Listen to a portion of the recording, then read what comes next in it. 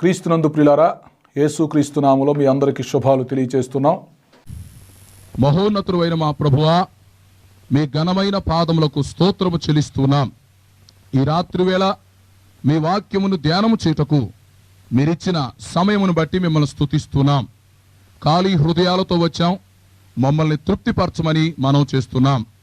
ఈ రాత్రి వేళ ఆధునిక ఇశ్రాయేలీలు అను అంశమును మేము ధ్యానం చేయబోతుండగా మీరు సహాయము చేయండి. మీ పక్షంగా నిలబడి మాట్లాడబోతున్న మీ దాసునైన నన్ను మరుగుపరుచుకొని మీ బోరవలే వాడుకొని మీ మెల్లనైన స్వరాన్ని వినిపించమని మనం చేస్తున్నాం. కూడి వచ్చిన ప్రజను మీరు దీవించండి. ప్రజలతో మీరు మాట్లాడండి ప్రభు. అనేక ఆత్మలు రక్షించబడినట్లుగా చేయండి.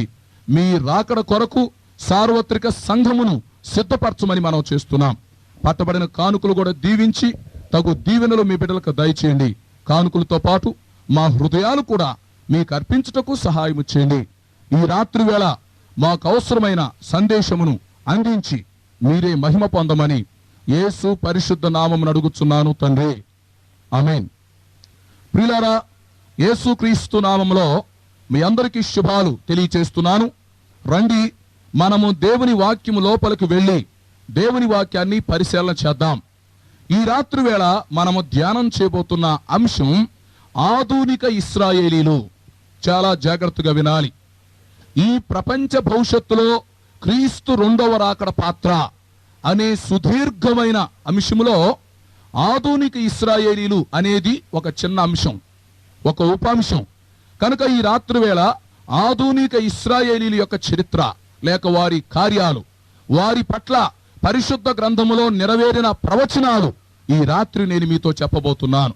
ఈ ఆధునిక కాలంలో లేక ఈ అంచె దినాల్లో రాకడ సమీపంగా ఉన్న ఈ రోజుల్లో ఇశ్రాయేలీల పక్షముగా దేవుని చిత్తం ఏంటి, ఇశ్రాయేలీల పక్షంగా బైబిల్ గ్రంథంలో వ్రాయబడిన ప్రవచనాలు ఏమిటి, ఆ ప్రవచనాలు ఎంతవరకు నెరవేరినయి, ఎన్ని నెరవేరినయి, ఇంకా ఎన్ని నెరవేరవలసి ఉంది మొదలగు విషయాలు ఈ రాత్రి మనం ధ్యానం చేయబోతున్నాం.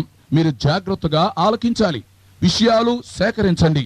ప్రియులారా, గతంలో ఒకసారి ఇశ్రాయేలీల యొక్క చరిత్ర నేను ప్రసంగించాను ఇదే స్థలంలో.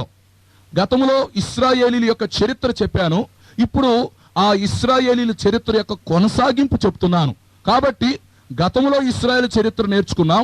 ఇప్పుడు ఆధునిక ఇశ్రాయేలీల గురించి మనం తెలుసుకోబోతున్నాం. ఆధునిక ఇశ్రాయేలీలు అంటే రెండవ ప్రపంచ యుద్ధము తర్వాత నుండి ఇప్పటి వరకు ఉన్న ఈ కాలాన్ని లేక రెండవ రాకడ వరకు ఉండే కాలాన్ని ఆధునిక ఇశ్రాయేలీల కాలము అని పిలుస్తారు. రెండవ ప్రపంచ యుద్ధం 1945 సంవత్సరంలో ముగించబడింది. ఆ తర్వాత 1948 సంవత్సరంలో ఈ భూలోకములో ఇశ్రాయేలు జాతి మరలా ఒక దేశముగా అవతరించింది. అప్పటి నుంచి ఉన్న పరిస్థితిని ఆధునిక ఇశ్రాయేలీల పరిస్థితి అంటారు. కాబట్టి రాత్రి వేళ ఆధునిక ఇశ్రాయేలీలను గూర్చి మనం నేర్చుకోబోతున్నాం గనుక మీరు చాలా జాగ్రత్తగా ఆలకించాలి. ఈ ఆధునిక ఇశ్రాయేలుకి సంబంధించిన ఒక 10 విషయాలు ఈ రాత్రి నేను మీతో చెప్పబోతున్నాను. ఈ 10 విషయాలు నేను క్లుప్తంగా గుర్తు చేస్తూ ఉంటాను, మీరు జాగ్రత్తగా ఆలకించండి. ఎందుకంటే ఆధునిక ఇశ్రాయేలీల గురించి మీరు గ్రహించగలిగితే సంఘము ఎత్తబడే రోజులు దగ్గరకు వస్తున్నాయి అని మీకు అర్థమైద్ది. యేసుక్రీస్తు వారి యొక్క రెండవ రాకడ దగ్గరలో ఉంది అని, ఈ ప్రపంచ భవిష్యత్తు త్వరగా ముగించబడబోతుందని మీరు గుర్తిస్తారు.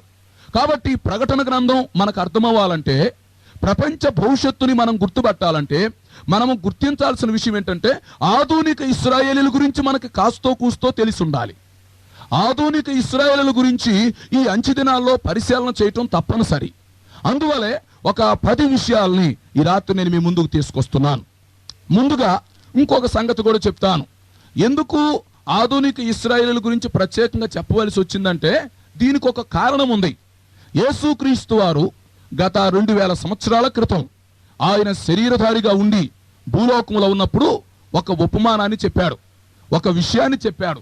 ఏమన్నారంటే ఆయన, అంజూరపు చెట్టు లేతదై చిగురించునప్పుడు వసంతకాలం సమీపించునని మీకు తెలియను కదా, అలాగే ఈ సంగతులన్నీ జరుగునప్పుడు నా రాకడ సమీపంగా ఉందనియు నేను ద్వారమునొద్దనే ఉన్నాననియు మీరు తెలుసుకొనవలెను అని యేసుక్రీస్తు వారు చెప్పాడు.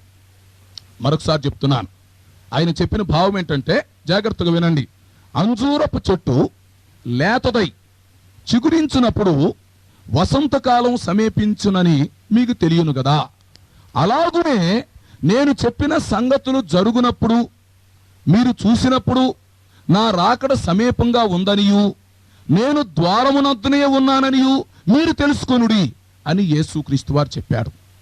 దీని భావం ఏంటి? రెండవ రాకడకు ముందు అంజూరపు చెట్టు చిగురించిద్ది అని యేసు ప్రభు చెప్తున్నాడు. ఎప్పుడైతే అంజూరపు చెట్టు చిగురిస్తుందో అప్పుడు నా రాకడ సమీపంగా ఉందని, నేను త్వరగా వస్తానని మీరు తెలుసుకోండి అని ప్రభు చెప్పాడు. ఏంటి ఈ ఉపమాన భావం?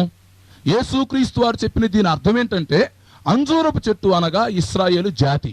బాగా అర్థం చేసుకోండి, అంజూరపు చెట్టు అనగా ఇశ్రాయేలు జాతి. ఎందుకంటే ఇశ్రాయేలీల యొక్క జాతి వృక్షం అంజూరపు చెట్టు. ఇప్పుడు మన భారతదేశం ఉంది, మన భారతదేశం యొక్క జాతి వృక్షం మామిడి చెట్టు. ఒక్కొక్క దేశానికి ఒక జాతి వృక్షం, ఒక జాతి పక్షి, ఒక జాతి జంతువు ఉంటున్నాయి. అట్లాగనే ఇశ్రాయేలీల యొక్క జాతి వృక్షము అంజూరపు చెట్టు. కనుక ప్రభు ఏమంటున్నాడు? అంజూరపు చెట్టు లేతదై చిగురించునప్పుడు. అంటే దీని అర్థం ఏంటంటే, ఇశ్రాయేలు జాతి ఏ కాలములో అయితే తిరిగి ఆవిర్భవిస్తారో, అది అంజూరపు చెట్టు ప్రస్తుతం మొద్దులాగుంది, ఇది లేతదై చిగురించిద్ది.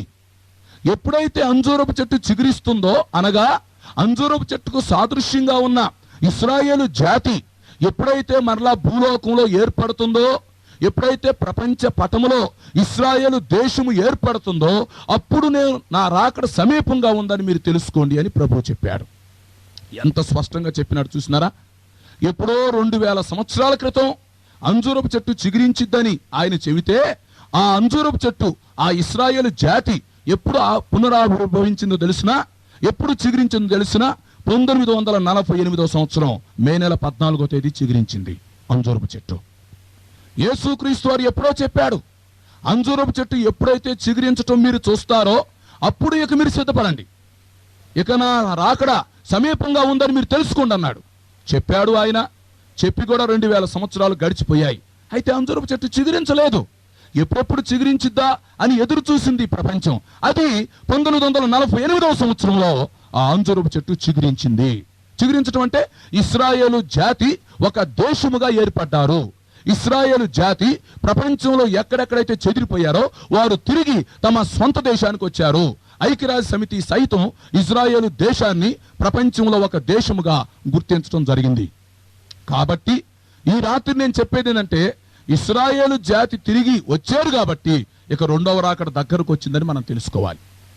అదే యేసు ప్రభువు చెప్పాడు, ఇశ్రాయేలు జాతి గాని తిరిగి ఆవిర్భవిస్తే, ఇశ్రాయేలీలు గాని ప్రపంచంలో మరలా ఒక దేశముగా ఏర్పడితే అదే నా రాకడకు కొండ గుర్తు, అదే నా రాకడకు ముఖ్యమైన సూచన అని యేసు ప్రభు చెప్పాడు. ఆయన చెప్పిన ప్రకారమే అంజూరపు చెట్టు లేతదై చిగురించింది. అయితే చిగురించిన అంజూరపు చెట్టు ఇప్పుడు కాయలు కాయటానికి సిద్ధంగా ఉంది. అనగా ఇజ్రాయేలు జాతి ఇంకా అభివృద్ధి చెందటానికి సిద్ధంగా ఉంది. ఇజ్రాయేలు జాతి పక్షంగా దేవుడు చెప్పిన ప్రవచనాలన్నీ కూడా నెరవేరటానికి సిద్ధంగా ఉన్నాయి. అందువల్ల ప్రియులారా, రోజు మీరు పేపర్లో చూస్తూ ఉండండి, ఇశ్రాయేలు జాతి గురించి మీరు ఆలోచిస్తూ ఉండండి. ఇశ్రాయేలు ప్రజలు ఆయా దేశాల్లో చెదిరిపోయిన వారు ఎలాగ తిరిగి తమ సొంత దేశానికి వస్తున్నారో, ఇశ్రాయేలు దేశం ఏ విధంగా అభివృద్ధి చెందుతుందో, ఇశ్రాయేలీలను దేవుడు ఏ విధంగా దీవిస్తున్నాడో, ఈ విషయాలన్నీ మీరు తెలుసుకోవాలి. ఎందుకంటే ఈ ప్రపంచ భవిష్యత్తు లేక యేసుక్రీస్తు వారి యొక్క రెండవ రాకడ ఒక రకంగా చెప్పాలంటే ఇశ్రాయేలు జాతితో ముడిపడి ఉంది. అది నగ్న సత్యం. మంచిది, ఇంతవరకు మనకు అర్థమైంది. కాబట్టి ఇప్పుడు అంజూరపు చెట్టు చిగురించింది అంటే ఇశ్రాయేలు జాతి ఏర్పడింది, ఇశ్రాయేలు దేశం తిరిగి వెలుగులోకి వచ్చింది. ఇప్పుడు ఇశ్రాయేలీల పక్షంగా జరగవలసిన ఒక 10 కార్యాలు ఈ రాత్రి నేను చెప్పబోతున్నాను. ఈ 10 కార్యాలు మీరు జాగ్రత్తగా ఆలకిస్తే యేసుక్రీస్తు వారి రెండవ రాకడ ఎంత సమీపంగా ఉందో మీకు అర్థమైద్ది. మనం ప్రపంచ భవిష్యత్తులో ఎంత ముగింపులోకి వచ్చామో మీరు స్పష్టంగా గ్రహిస్తారు. నేను సిద్ధపరిచిన 10 విషయాలు చాలా ఉన్నాయి. అయితే ఎక్కువ చెప్పడానికి సమయం చాలదు. ఈ 10 విషయాలు ముగించడమే గొప్ప ఈ రాత్రి. చాలా జాగ్రత్తగా వినాలి. ఆ 10 విషయాల్లో ఒక 6 విషయాలు జరిగిపోయిన విషయాలు చెప్తాను, ఒక 4 విషయాలు ఇంకా జరగవలసిన విషయాలు కూడా చెప్తాను. ఈ రాత్రి చాలా జాగ్రత్తగా ఆలకించండి.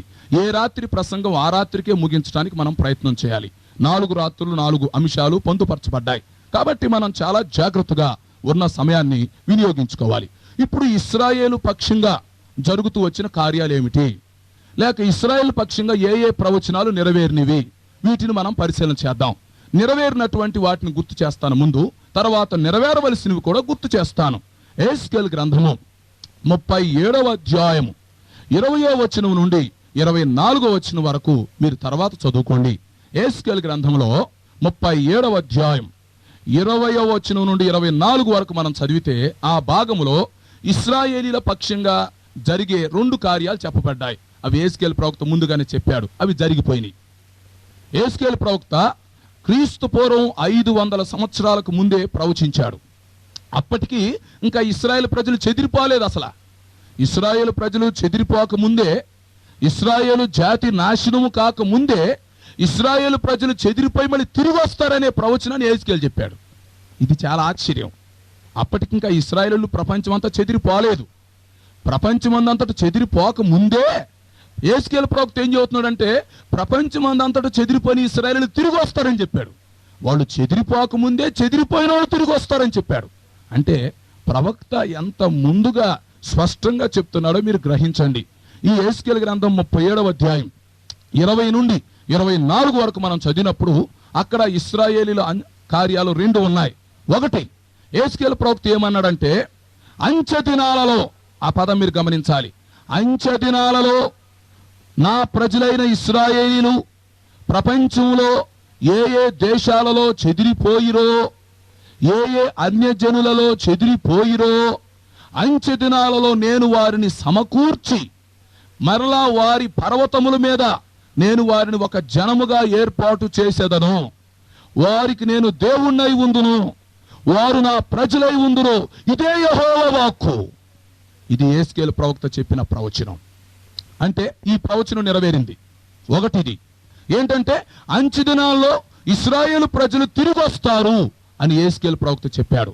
అయితే వీళ్ళు ఎప్పుడు చెదిరిపోయారు, ఎప్పుడు వచ్చారు అని మనం ఆలోచించినప్పుడు ప్రియులారా, మొట్టమొదటిగా మనం ఆలోచిస్తే 1వ శతాబ్దంలో 70వ సంవత్సరంలో ఇశ్రాయేలు ప్రజలు చెదిరిపోయారు. 1వ శతాబ్దం 70వ సంవత్సరంలో రోమా చక్రవర్తి అయినటువంటి టైటస్ యెరూషలేం పట్టణం మీద యుద్ధం చేసి, ఇశ్రాయేలు దేశం మీద యుద్ధం చేసి చిక్కినోళ్ళు చిక్కినట్టుగా చంపేశాడు. అప్పుడు యెరూషలేం పట్టణాన్ని అగ్నితో కాల్చివేశాడు. యెరూషలేము దేవాలయాన్ని కూల్చివేశాడు. ఇశ్రాయేలు ప్రజలలో దాదాపు ఒక 10 లక్షల మందిని ముక్కలు ముక్కలుగా నరికి చంపేశాడు. ఇశ్రాయేలీల యొక్క రక్తం యెరూషలేం పట్టణంలో ఒక కాలువలాగా ప్రవహించింది. అప్పుడు రోమా చక్రవర్తి 10 లక్షల మంది ఇశ్రాయేలును చంపాడు. 1,00,000 మంది ఇశ్రాయేలీలను చెరకు తీసుకొని పోయాడు. ఖైదీలుగా తీసుకొని పోయి ప్రపంచమందంతటా అమ్మివేశాడు. మిగిలినటువంటి ఇశ్రాయేలీలు ఎటోళ్ళటు చల్లా చెదురైపోయారు.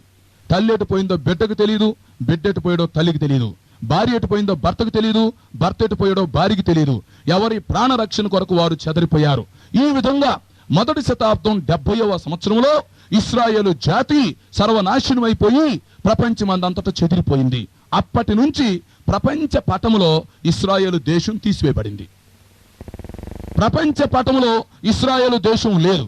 అయితే యెహెజ్కేలు ప్రవక్త ఇప్పుడు ఏం చెబుతున్నాడు, ఆధునిక ఇశ్రాయేలు గురించి మాట్లాడుతూ ఏమంటున్నాడు, అంచె దినములలో నా ప్రజలైన ఇశ్రాయేలీలు ఎక్కడెక్కడ చెదిరిపోయిరో, ఏ ఏ అన్యజనులలో వారు ఉండిరో వారిని నేను తిరిగి సమకూర్చి వారి పర్వతముల మీద వారిని నేను ఒక దేశముగా కడతాను అన్నాడు. చూసినారా? కాబట్టి 1వ శతాబ్దం 70వ సంవత్సరంలో చెదిరిపోయిన ఈ ఇశ్రాయేలీలు, ప్రపంచ పటములో నుంచి కొట్టివేయబడిన ఇశ్రాయేలీలు 1948వ సంవత్సరం మే నెల 14వ తేదీన తిరిగి మరలా వచ్చారు. దేవునికి స్తోత్రం కలుగును గాక. అంటే 1878 సంవత్సరాల తర్వాత చెదిరిపోయిన ఇశ్రాయేలు తిరిగి వచ్చారు. ప్రపంచ పటములో మరలా ఇశ్రాయేలు దేశము ఏర్పడింది. అంటే ఒక ప్రవచనం ఇప్పుడు నెరవేరింది. ఆధునిక ఇశ్రాయేలీలలో మొదటి కార్యం చెదిరిపోయిన ఇశ్రాయేలు తిరిగి వచ్చుట. ఇప్పుడు వచ్చేశారు. కాబట్టి ఇప్పుడు మనం అంచె దినాల్లో ఉన్నట్టు లెక్క, ప్రభువు అక్కడ సమీపంగా ఉన్నట్టు లెక్క. ఎందుకంటే ఒకటి నెరవేరింది, చెదిరిపోయిన ఇశ్రాయేలు తిరిగి వచ్చారు. 2, యెహెజ్కేలు ప్రవక్త అదే భాగంలో 2వ విషయాన్ని కూడా చెప్పాడు. ఆ 37వ అధ్యాయం 20 నుంచి 24 వరకు మనం చదివితే రెండవ భాగం కూడా చెప్పాడు. రెండవ కార్యం, అంచె దినాల్లో ఇశ్రాయేలు ప్రజలు చెదిరిపోయిన వాళ్ళు తిరిగి రావటమే కాకుండా ఇంకొక సంగతి కూడా జరిగిద్ది అన్నాడు. అది కూడా జరిగింది. మొన్న ఏం జరిగింది అంటే, అంతకు ముందు ఇశ్రాయేలు ప్రజలు 2 జాతులుగా ఉండేవాళ్ళు, అంటే 2 దేశాలుగా. 10 గోత్రాల వారు ఒక రాజ్యముగా, 2 గోత్రాల వారు ఒక రాజ్యంగా ఉండేవారు. అంతకు ముందు 10 గోత్రాల వారిని ఇశ్రాయేలీలు అన్నారు, 2 గోత్రాల వారిని యోధా రాజ్యం అన్నారు. దానిని ఉత్తర రాజ్యం అని పిలిచారు, దీనిని దక్షిణ రాజ్యం అని పిలిచారు. ఇశ్రాయేల్ రాజ్యానికి షోమ్రోను రాజధాని, యోధా రాజ్యానికి యెరూషలేము రాజధాని. ఈ విధంగా అంతకు ముందు ఈ 12 గోత్రాల వారు 2 రాజ్యాలుగా విడిపోయారు. ఇప్పుడు సౌలు, దావీదు, సొలొమోను కాలంలో వీరు ఐక్యరాజ్యంగా ఉన్నారు, ఒకే రాజ్యంగా ఉన్నారు. సొలొమోను మరణాంతరం ఇశ్రాయేలు రాజ్యం 2 రాజ్యాలుగా విభాగించబడింది. ఒక రాజ్యానికి రెహబాము రాజైనాడు, ఇంకొక రాజ్యానికి యెరోబాము రాజయ్యాడు. ఈ విధంగా ఇశ్రాయేలీలు ఉత్తర రాజ్యంగా, దక్షిణ రాజ్యముగా 12 గోత్రాలు విడిపోయాయి. అయితే విడిపోయినటువంటి 2 రాజ్యాలే కలవలేదు. యేస్కేలు ప్రవక్త ఏం చెప్పాడంటే, 2వ ప్రవచనం, అంచె దినాలలో చెదిరిపోయిన ఇశ్రాయేలీలను నేను తిరిగి సమకూరుస్తాను అంటూ ఇంకొక మాట చెప్పాడు. వారు ఇక మీదట 2 జనములుగా ఉండక ఏక జనముగా ఉండునట్లుగా వారిని చేసేదను. ఇదే యెహోవా వాక్కు. అంటే ఆధునిక ఇశ్రాయేలీల్లో జరిగిన 2వ కార్యం ఏంటంటే, కొన్ని వందల సంవత్సరాల క్రితం 2 రాజ్యాలుగా విడిపోయిన వారు మొన్న వారు తిరిగి వచ్చినప్పుడు ఒకే రాజ్యంగా ఏర్పడ్డారు. ఇప్పుడు ఇశ్రాయేల్ రాజ్యం ఒకే రాజ్యం. యేస్కేలు ప్రవక్త ఇదే చెప్పాడు. 2 రాజ్యములుగా ఉన్నవారు ఇక మీదట 2 రాజ్యములుగా ఉండక వారు ఏక రాజ్యముగాను ఏక జనముగాను ఉందురు. ఇది యెహోవా వాక్కు. కాబట్టి ఈ ప్రవచనం కూడా నెరవేరింది. జాగ్రత్త గుర్తుంచుకోవాలి. కొన్ని వందల సంవత్సరాలు గడిచిన తర్వాత ఒకటి, ప్రపంచంలో చెదిరిపోయిన ఇశ్రాయేలీలు తిరిగి వచ్చారు, అదొక అద్భుతం. రెండవది, వారు అంతకు ముందు 2 రాజ్యాలుగా ఉండి కొన్ని వందల సంవత్సరాలు అలాగే విడిగా ఉన్నవారు. ఉత్తర రాజ్యమేమో అష్షూరుకు చెరకపోయింది, దక్షిణ రాజ్యమేమో బబులోనుకు చెరకపోయింది. ఆ తర్వాతకి వారు ఎన్నడూ కలవలేదు, వారు ఒక రాజ్యంగా ఏర్పడలేదు. అయితే అంచె దినాల్లో వారిరువురు ఒకే రాజ్యం అవుతారు అని యేస్కేలు ప్రవక్త చెప్పిన ప్రకారం ఈ ఆధునిక ఇశ్రాయేలీల కాలంలో ఈ 2 రాజ్యాలుగా ఉన్నవారు ఒకే రాజ్యంగా ఏర్పడి ఇప్పుడు చక్కగా ఒక ప్రభుత్వాన్ని ఏర్పాటు చేసుకొని ఒక దేశముగా మనుగడ కొనసాగిస్తున్నారు. కాబట్టి 2వ కార్యం కూడా జరిగింది. 2 రాజ్యాలు కలిసి ఒకే రాజ్యం అయ్యాయి. 3వది ప్రియులారా, ఇది కూడా జరిగింది. చాలా ప్రవచనాలు నెరవేరుతూ వచ్చినాయి. 3వది ఏం జరిగిందంటే, ఇశ్రాయేలీలకు యెరూషలేము రాజధానిగా ఉంటుంది. అది దేవుని చిత్తం. అంచె దినాల్లో దేవుడు ఈ భూలోకానికి దిగొచ్చే సమయానికి, లేక 2వ రాకడ వచ్చే సమయానికి ఏం జరగాలంటే, ఇశ్రాయేలీలకు యెరూషలేము పట్టణమే రాజధానిగా ఉండాలి. బాగా గుర్తుంచుకోండి. ఇశ్రాయేలీలకు యెరూషలేము పట్టణం రాజధానిగా ఉన్న సమయంలోనే ప్రభు రాకడ సమీపిస్తుంది. ఇది మరొక జరగవలసిన సంగతి. అయితే ఇది కూడా జరిగింది. ఎట్లా జరిగిందో చెప్తాను చూడండి. మొట్టమొదటిగా ఇశ్రాయేలీలకు రాజధాని హెబ్రోను ఉండేది. ఇశ్రాయేలీలు మొదట రాజైనటువంటి సౌలు కాలంలో హెబ్రోను వాళ్ళ రాజధాని. సౌలు మరణాంతరం దావీదు రాజ్యానికి వచ్చిన తర్వాత దాదాపు ఒక 7 సంవత్సరాలు హెబ్రోనే రాజధానిగా ఉంది. ఆ తర్వాత దావీదు ఏం చేశాడంటే, ప్రార్థన చేసి యెబూసీయులను జయించి ఆ ప్రాంతమును ఆక్రమించుకొని తన రాజధానిని హెబ్రోను నుండి యెరూషలేముకు మార్చాడు. ఆ దావీదు కాలంలో యెరూషలేము రాజధాని అయింది. ఆ తర్వాత ఏమైందంటే, యోధా దేశాన్ని నెబుకద్నెజరు చెరగ తీసుకొని వెళ్ళిపోయాడు. అంతతో యెరూషలేము పట్టణం రాజధానిగా ఉండే స్థితి పోయింది. అయితే అంచె దినాల్లో మళ్ళీ యెరూషలేమే రాజధాని అవ్వాలి లెక్క ప్రకారం. కానీ ఇటీవల మళ్ళీ ఏం జరిగిందంటే, ఇశ్రాయేలు తిరిగి వచ్చినప్పుడు యెరూషలేము పట్టణం వీళ్ళకి రాలేదు. ఇశ్రాయేలీలు అయితే తిరిగి సమకూడారు, కానీ యెరూషలేము పట్టణం వీరి యొక్క ఆధిపత్యంలోకి రా, అది పాలస్తీనా క్రింద ఉంది. అయితే ఇప్పుడు ఇశ్రాయేలీలు ఏం చేశారు, టెల్ అవీవ్ అనే పట్టణాన్ని రాజధానిగా పెట్టుకున్నారు. మొన్నటి వరకు యెరూషలేము రాజధానిగా ఉండవలసిన పరిస్థితిలో యెరూషలేము వీరి ఆధిపత్యంలోకి రాలే గనక టెల్ అవీవ్ పట్టణాన్ని రాజధానిగా ఉంచుకొని కొనసాగిస్తున్నారు. అయితే ఈ మధ్య కాలంలో మళ్ళీ ఏం జరిగిందంటే, ఇశ్రాయేల్ ప్రజలు యుద్ధం చేసి పాలస్తీనా చేతో నుంచి యెరూషలేము పట్టణాన్ని తీసేసుకొని ఇప్పుడు యెరూషలేమును పూర్తిగా స్వాధీనం చేసుకొని యెరూషలేమును రాజధానిగా చేసుకొని పరిపాలిస్తున్నారు. అంటే ఇక ప్రభువు అక్కడ దగ్గరకు వచ్చిందని తెలుసుకోండి. 3వ సంగతి. ఇప్పుడు ఒక్కొక్కటిని వివరించి చెప్పాలని చాలా సమయం తీసుకునేది. అందుకని ఒక్కొక్క విషయానికి అవుట్ లైన్ నేను గుర్తు చేస్తున్నాను. కాబట్టి ఇప్పుడు తిరిగి ఏమైందంటే టెల్ అవీవ్ పట్టణం నుంచి ఇశ్రాయేలీయులకి యెరూషలేము రాజధాని అయింది. అంటే యెరూషలేము రాజధాని అయిందంటే ఇక బోరం రొట్టడానికి టైం దగ్గరికి వచ్చిందని అర్థం. అంచనాల్లో యెరూషలేము పట్టణం వాళ్ళకి రాజధానిగా ఉండాలి, అది దేవుడి చిత్తం. అయితే యెరూషలేము వీరి క్రిందకు రాదనుకుంది ప్రపంచం. యెరూషలేముని పాలస్తీనా వారు ఆక్రమించుకుని ఉన్నారు. కొన్ని వందల సంవత్సరాల వరకు కూడా యెరూషలేము వారి యొక్క ఆధిపత్యంలో ఉంది. అయితే దీనిని ఇశ్రాయేలు ప్రజలు తీసుకొని ఇప్పుడు యెరూషలేము పట్టణాన్ని వీరు స్వాధీనం చేసుకున్నారు. ఇక యెరూషలేమును రాజధానిగా చేసుకొని పరిపాలిస్తున్నారు అంటే అర్థం ఏంటంటే రేపు మాపు యేసుక్రీస్తు వారు వస్తారు, బోర ఊరుతారు, సంఘం ఎత్తబడుతుందని తెలుసుకోవాలి. ఎంత స్పష్టంగా జరుగుతుంది చూడండి. ఒక్కొక్కటి. నాలుగోది ఇంకొకటి జరిగింది ప్రియులారా. ఇశ్రాయేలు తిరిగి రావడం ఒకటి, రెండు రాజ్యాలుగా ఉన్నవారు ఒకే రాజ్యంగా ఏర్పడ్డారు రెండు, ఇశ్రాయేలీలకి దేవుని చిత్త ప్రకారం యెరూషలేము రాజధానిగా దొరికింది మూడు.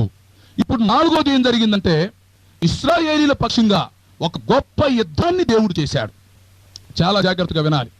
ఇశ్రాయేలీల దేవుడు నిజమైన దేవుడు అని చెప్పుకోవటానికి, ఇశ్రాయేలీల దేవుడే సృష్టికర్త అని చెప్పుకోవడానికి, అంచె దినాల్లో ఇశ్రాయేలీల పక్షంగా దేవుడు ఉంటాడు అని రుజువు చేయటానికి నాలుగో కార్యం కూడా జరిగిపోయింది. అదేంటంటే ఇశ్రాయేలీల పక్షంగా ఒక గొప్ప యుద్ధం జరిగింది. ప్రపంచ చరిత్రలో మరవరాని యుద్ధం. దాని ఏమంటారంటే 6 రోజుల యుద్ధం అంటారు. ప్రపంచ చరిత్రలో లిఖించబడినటువంటి సంగతి. ఇది ఎప్పుడు జరిగినట్టు దీని గురించి కూడా చెప్తాను వినండి. ఇది ఆధునిక ఇశ్రాయేలీలలో 4వ కార్యంగా మనం గమనిస్తాం. 1967వ సంవత్సరం జూన్ నెల 5వ తేదీ నుంచి 10వ తేదీ వరకు జరిగింది. అప్పుడు పేపర్ అన్న మీకు దొరికితే చదువుకోండి. 1967వ సంవత్సరంలో జూన్ నెల 5వ తేదీ నుండి 10వ తేదీ వరకు 6 రోజులు ఒక గొప్ప యుద్ధం జరిగింది. ఆ యుద్ధంలో స్వయంగా దేవుడు ఉన్నాడని ఇశ్రాయేలీల పక్షంగా రుజువు చేసుకున్నాడు. ఎలా జరిగిందంటే ఆ యుద్ధం, ఇశ్రాయేలీలు అప్పుడే ఒక క్రొత్త దేశంగా ఏర్పడి అభివృద్ధి చెందుతున్న రోజులు అవి. అప్పుడు ఇశ్రాయేలీల చుట్టుపక్కల ఉన్నటువంటి హరబ్ దేశాలు అంటే ఈజిప్టు, సిరియా, మరి Iraq, Lebanon, Saudi Arabia, Jordan మొదలగు దేశాలు, దాదాపు ఒక 14 దేశాల వరకు గట్టి దేశాలు ఉన్నాయి. వీటన్నిటిని హరబ్ దేశాలుగా పిలుస్తాం. వీటన్నిటి మధ్యలో ఒక చిన్న దేశంగా ఉంది ఇశ్రాయేల్ దేశం. అయితే ఇశ్రాయేల్ దేశం అభివృద్ధి చెందుతున్న సమయంలో ఏం జరిగిందంటే అప్పుడు ఈజిప్టును పరిపాలిస్తున్న చక్రవర్తి పేరు నాసర్. నాసర్ అనే చక్రవర్తి చరిత్రలో చాలా గొప్పవాడు.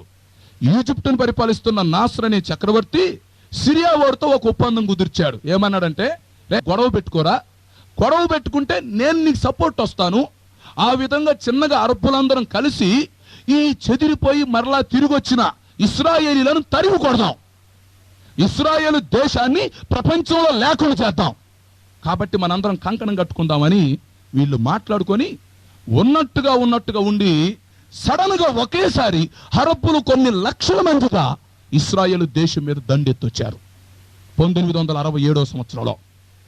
అప్పుడు ఇశ్రాయేలీలకు పెద్ద యుద్ధ సామాగ్రి లేదు, పెద్దగా అభివృద్ధి చెందలేదు, అప్పుడే క్రొత్తగా ఏర్పడింది కదా. ఇశ్రాయేలీల మీదకి అందరూ చుట్టుముట్టి వచ్చారు ఒకసారి. అప్పుడు కైరో రేడియో ఇలా ప్రకటించింది. ఈజిప్ట్ చక్రవర్తి కైరో రేడియోలో మాట్లాడుతూ అన్నాడు, ఇశ్రాయేలీలను నాశనం చేయడానికి సమయం వచ్చింది, రండి, ఇశ్రాయేలు దేశమును సముద్ర అడుగు భాగంలో త్రొక్కివేద్దాం, ఇశ్రాయేలీలను కనపడకుండా చేద్దాం, రండి అని అన్ని దేశాలను పోగు చేశారు. ప్రియులారా, ఈ రోజుల్లో ఒక్కొక్క యుద్ధం జరగటం కొన్ని నెలలు సంవత్సరాలు జరుగుతూ ఉంది. అయితే ఇశ్రాయేలీల మీదకి ఈ చుట్టూన్నటువంటి అరబ్బులందరూ కూడి వచ్చినప్పుడు ఇశ్రాయేలీలకి ఏం చేయాలో అర్థం కాలేదు. అప్పుడు ఇశ్రాయేలీల రక్షణ మంత్రి పేరు మోషే డయానా. ఆ రోజుల్లో మోషే ఉన్నట్టు ఈ యుద్ధ కాలంలో కూడా మరొక మోషే పుట్టినట్టున్నాడు. ఈ మోషే డయానా అనేటువంటి అతను ఇశ్రాయేలీల సర్వ సైన్యాన్ని సమకూర్చి, ఇశ్రాయేలీలారా, మన శత్రువులను ఎదుర్కోవటానికి ముందుకొద్దాం, యెహోవా దేవుడు మనకు శక్తినిస్తాడని చెప్పాడు. ఆ యుద్ధంలో, హోరాహోరీగా జరిగిన యుద్ధంలో 6 రోజుల్లో 14 దేశాలను చిత్తుగా ఓడించింది ఇజ్రాయెల్ దేశం. ఇది ప్రపంచ చరిత్రలో ఉంది. 6 రోజుల్లో ఒక చిన్న దేశం, క్రొత్తగా ఏర్పడిన దేశం 14 దేశాలని చిత్తుగా ఓడించి చుట్టుప్రక్కల భూభాగం అంతా స్వాధీనం చేసుకుంది. అప్పుడు ఐక్యరాజ్య సమితి భయపడిపోయింది. ఎందుకో తెలిసినా, ఇలా జరిగితే ఇక ప్రపంచ యుద్ధం వచ్చిద్దామో, ప్రపంచానికి ముప్పు వచ్చిద్దని ఐక్యరాజ్య సమితి జోక్యం చేసుకొని ఇశ్రాయేలీలను శాంతపరిచి ఎవరి భూభాగం వారికి మళ్ళీ ఇప్పించింది. చూస్తున్నారా ఇజ్రాయెల్ శక్తి. అప్పుడు ఇశ్రాయేలు జనాభా ఎంతో తెలిసినా 25 లక్షలు. వారి మీదకి వచ్చిన శత్రువుల జనాభా ఎంతో తెలుసునా?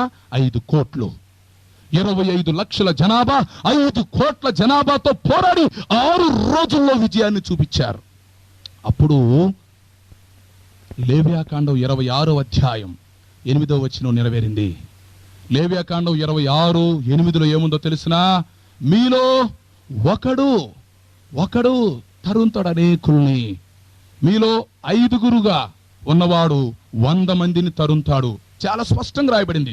5గురుగా ఉన్నవాడు 100 మందిని తరుంతాడు అని ఉంటే అట్లాగే జరిగిందండి. 5 లక్షల్ని 25 లక్షల్ని 5 కోట్లతో మీరు భాగించండి. 1:20 వచ్చింది. 5 100. 5గురు 100 మందిని తరుంతారు అంటే ఒక్కొక్కడు 20 మంది చొప్పున మీరు జయిస్తారు అని లేవ్యాకాండంలో చెప్పిన ప్రవచనం ఖచ్చితంగా యుద్ధంలో జరిగింది. ఖచ్చితంగా. అప్పుడు వీళ్ళ జనాభా ఏమన్నో 25 లక్షలు. 25 లక్షలు ఇంటూ 20 వేసుకుంటే 5 కోట్లు వచ్చింది. అంటే ఒక వ్యక్తి 20 మందిని తరుంతాడు అని బైబిల్లో చెప్పిన మాట అక్షరాలా జరిగిందన్నమాట. చిన్న దేశముగా ఉన్న వీరు చుట్టుప్రక్కల ఉన్నటువంటి 14 దేశాల వారిని జయించి 6 రోజుల్లో యుద్ధంలో విజయాన్ని సాధించారు. అప్పుడు వీరికి ఎక్కువ భూభాగం వచ్చింది. అప్పుడు ప్రపంచమంతా గుర్తించారు, ఇజ్రాయేలు దేశం ఒక గొప్ప దేశం, వీరికి కూడా ఒక గొప్ప శక్తి ఉంది, ఈ దేశంతో గెలవటం చాలా కష్టం అని ప్రపంచం గుర్తించింది. ప్రియులారా, ఆ విధంగా ఆధునిక ఇశ్రాయేలీల కార్యాలలో మరొక కార్యం, యుద్ధములో దేవుడు వారికి తోడుగా ఉండి వారి శత్రువుల చేతిలో నుంచి వారిని విడిపించాడు. ఈ యుద్ధం తర్వాత ప్రభు రెండవ రాకడ దగ్గరకు వస్తుందని అందరికి అర్థమైపోయింది. ఎందుకంటే అంత తక్కువ కాలంలో తక్కువ జనాభా ఎక్కువ మందిని జయించడం అనేది ఎట్టి పరిస్థితుల్లో కూడా సాధ్యం కాదు. అది దేవుడే జోక్యం చేసుకొని చేసిన యుద్ధం. కారణం ఏంటంటే అంచె దినాలు గనక ఇశ్రాయేలు పక్షంగా విజయాన్ని ఇవ్వటానికి దేవుడు ఆ పని చేశాడు. ఈ విధంగా ఆధునిక ఇశ్రాయేలీల్లో 4వ కార్యం 6 రోజుల యుద్ధములో విజయమును సాధించుట. 6 దినాల యుద్ధములో విజయమును సాధించి తమ దేశాన్ని స్థిరపరచుకున్నారు ఇశ్రాయేలీలు. ఇంక ఎవరు కదలనివ్వకుండా, ఎవరు కదల్చకుండా తమ దేశాన్ని స్థిరపరచుకున్నారు. అప్పుడు వాళ్ళు ఏమనుకున్నారు?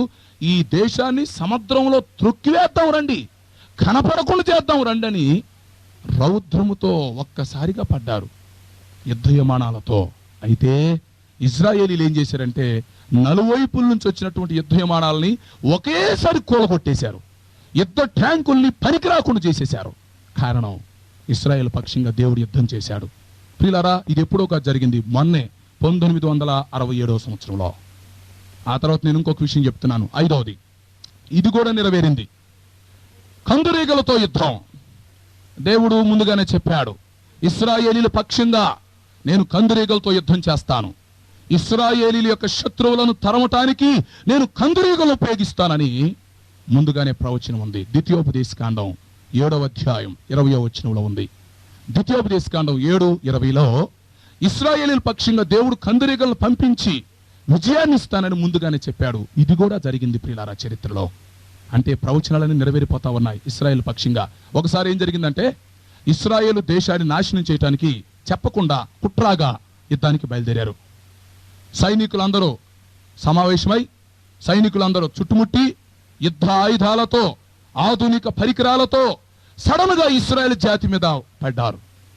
ఇశ్రాయేల్ జాతిని మరొకసారి నాశనం చేయటానికి వారందరూ కంకణం కట్టుకొని ముందుకొచ్చారు. అప్పుడు ఇశ్రాయేలుకి సిద్ధపడటానికి సమయం లేదు. ఇశ్రాయేలుల చేతిలో ఆయుధాలు లేవు, ఏం చేయాలో అర్థం కావట్లేదు. వారు ఆధునిక యుద్ధాయుధాలతో ఇశ్రాయేలుల మీదకి వచ్చారు. అయితే వీరి చేతుల్లో ఏమీ లేవు. అప్పుడు వీళ్ళు ఏం చేశారో తెలిసిన, మౌనంగా ఉన్నారు, ప్రార్థన చేశారు. ఈ ఇజ్రాయెల్ దేశంలో కొంచెం అడవులు చెట్లు ఎక్కువగా ఉంటాయి. ఈ సైనికులు ఆ చెట్లలో గుండా వస్తూ ఉండగా ఇశ్రాయేలును చంపటానికి అనుకోకుండా ఎట్నుంచి వచ్చాయో భయంకరమైన తేనెటీగలు వచ్చాయి ప్రియులారా. అది పేపర్లో కూడా వేశారు. భయంకరమైన తేనెటీగలు వచ్చి ఆ శత్రువుల సైనికుల్ని తుక్కుగా కుట్టేశాయి. ఆ పెద్ద తేనెటీగల కుట్టుకి, ఆ బాధకి తట్టుకోలేక ఈ శత్రు సేనలు ఆ యుద్ధాయుధాలు ఎక్కడెక్కడ పడేసి పారిపోయారు.